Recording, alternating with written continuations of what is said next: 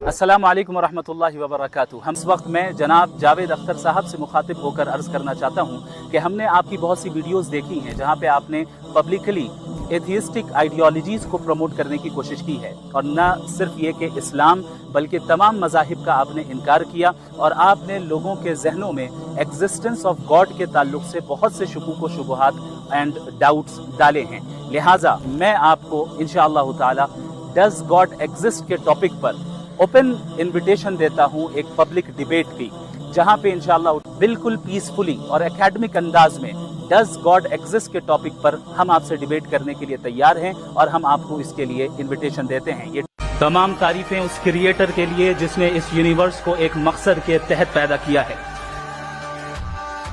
सबसे पहला स्टैंडर्ड जिसे मैं समझता हूं कि हमारे रिस्पेक्टेड जनाब जावेद अख्तर साहब बड़ी तेजी के साथ उसकी तरफ लपकेंगे, वो है साइंस। लिहाजा आज इस डिबेट में गॉड की एग्जिस्टेंस को साबित करने या उसे डिनाई करने में साइंटिफिक एविडेंस को एक्सेप्ट नहीं किया जाएगा।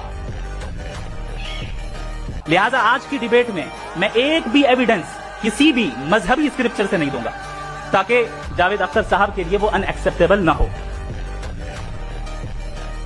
तीसरा जो मेयार हो सकता है वो है observation.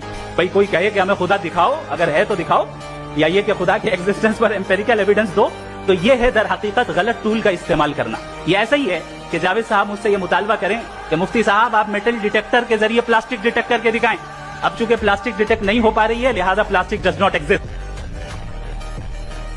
No, you are using the wrong tool.